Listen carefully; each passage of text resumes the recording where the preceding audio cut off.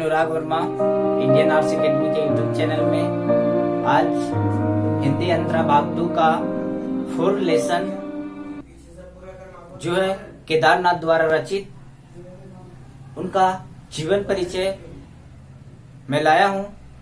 आज हम लोग केदारनाथ जी के जीवन परिचय के बारे में देखेंगे। उसके बाद इनके द्वारा रचित कविता बनारस और दिशा पर हम लोग बात करेंगे। चलिए हम लोग इनका जीवन परिचय को देखते हैं। केदारनाथ जी का जीवन परिचय बहुत ही एक मार्मिक है, अर्थात कहा जा सकता है कि हिंदी साहित्य के एक विख्यात कवि के रूप में इनका भी गिनती होता है और यह भी एक बहुत बड़ी उपलब्धि हासिल कर चुके थे। केदारनाथ जी का जन्म 7 जुलाई 1934 को बलिया जिला के चौकिया नामक ग्राम में होता है। कहाँ होता है? 7 जुलाई 1934 को बलिया जिला के चौकिया नामक गांव में होता है।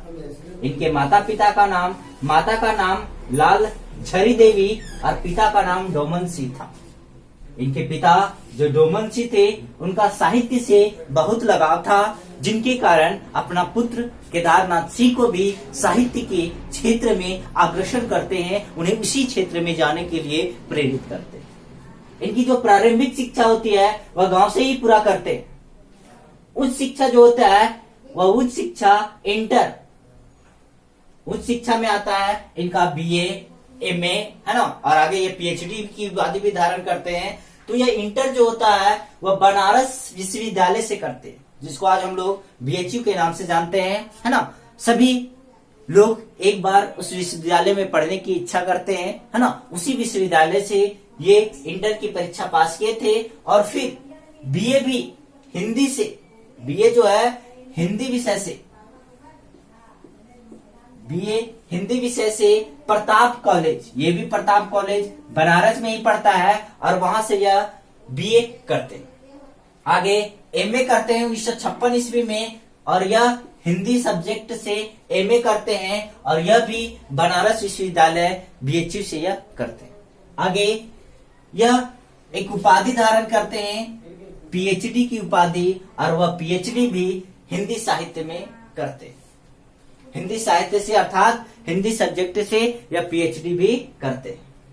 अध्यापन कार्य, आगे हम पॉइंट बाय पॉइंट इनका जीवन परिचय को बता रहा हूँ। इनका जो अध्यापन कार्य होता है, मतलब ये कहाँ कहाँ शिक्षा देते हैं, ठीक है। तो ये देवरिया, गोरखपुर, उत्तर प्रदेश जो जान रहे हैं, जवाहरलाल नेहरू विश्वविद्यालय जो नई दिल्ली में है, जवाहरलाल नेहरू विश्वविद्यालय, वहां के यह प्रोफेसर रह चुके हैं। कौन? केदारनाथ से। और वहीं से यह अपनी अंतिम अवस्था अर्थात कहा जाए कि वहीं यह शिक्षा देते हैं और वहीं से रिटायर करते हैं और अपनी सारी जिंदगी वह उसी प्रोफेसर के पद से रहकर गुजार देते हैं और उसी पद पर रहते हुए हिंदी साहित्य के क्षेत्र में कई कहानी कविता की भी रचना करते हैं। आगे देखते हैं पुरस्कार। 1989 ईस्वी अकाल में सारण के लिए इन्हें साहित्य अकादमी पुरस्कार दिया जाता है हमारी भारत सरकार द्वारा, ठीक है। मध्य प्रदेश द्वारा इन्हें मैथिली शरण गुप्त सम्मान दिया जाता है और फिर व्यास सम्मान यह मध्य प्रदेश द्वारा दिया जाता है।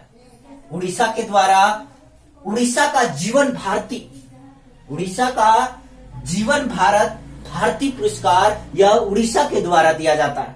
केरल बिहार सरकार द्वारा इन्हें दिनकर पुरस्कार बिहार सरकार द्वारा दिया जाता है। यह पूछा जाता है कि बिहार सरकार द्वारा किस कवि को दिनकर पुरस्कार मिला था, तो वो केदारनाथ सिंह को दिनकर पुरस्कार मिला था। केरल सरकार द्वारा इन्हें कुमार आसान या शान सम्मान यह केरल सरकार द्वारा मिलता है।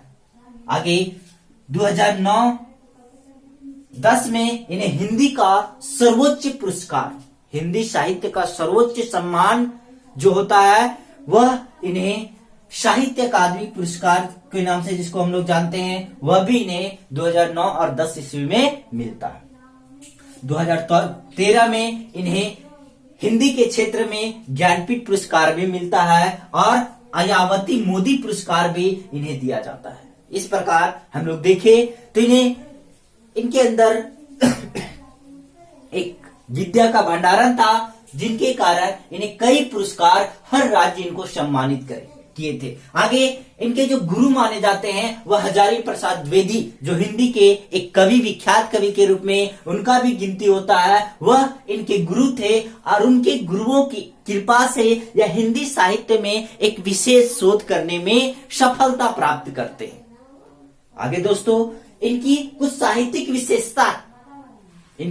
विशेषता यह है कि यह हिंदी साहित्य में जितने भी कहानी कविता की रचना किए वह जनसाधारण की भाषा में, उसको प्राकृतिक की भाषा में सभी कहानी कविता की रचना की।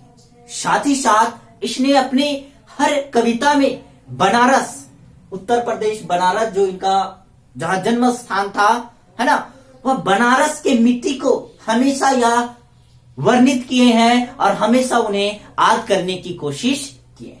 आगे इनके कुछ काव्य संग्रह हैं, उन पर भी हम लोग देख लेते हैं।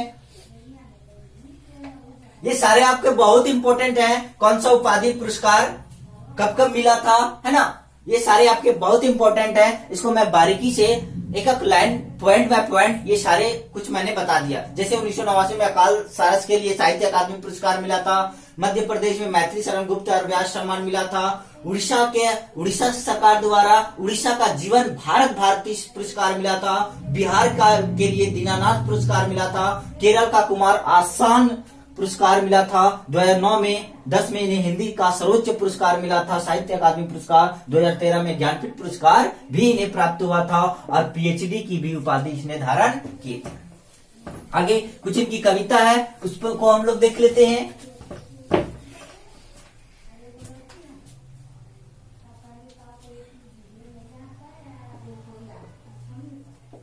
काव्य में आता है दोस्तों इनके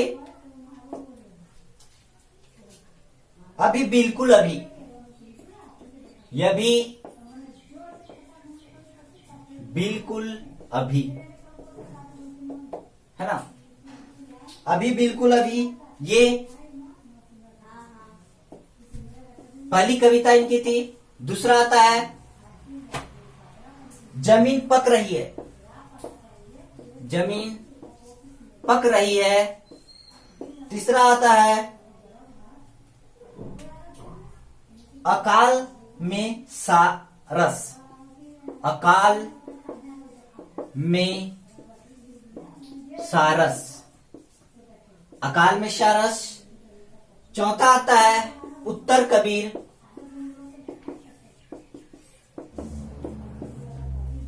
आदि इनकी ये सारी कविता थी। आगे कुछ एक दो निबंध है ना। निबंध में आते हैं, निबंध में आता है मेरा शब्द के कुछ समय, मेरे शब्द के, मेरे समय, सॉरी,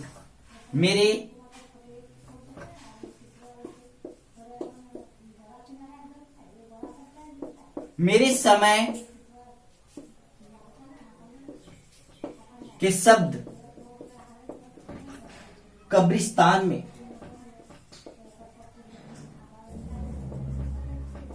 मेरे समय के शब्द कब्रिस्तान में, ये इनका निबंध था। कब्रिस्तान में पंचायत है, सॉरी, मेरे समय के शब्द कब्रिस्तान में पंचायत, ये इनका निबंध है। दूसरा आता है ताना बांध, ताना बाग, ये इनका निबंध था। और आलोचनात्मक तथ्य में आता है कल्पना और छायावाद, आलोचनात्मक तथ्य में कल्पना और छायावाद आता है। और इस महान पुरस्कार प्राप्त करते केदारनाथ जी का अंतिम समय दिल्ली में गुजरता है और इनका मृत्यु 19 मार्च 2018 को हो जाता है। कब? 19 मार्च 2018 को इस विख्यात हिंदी साहित्य के केदारनाथ जी का मृत्यु हो जाता है।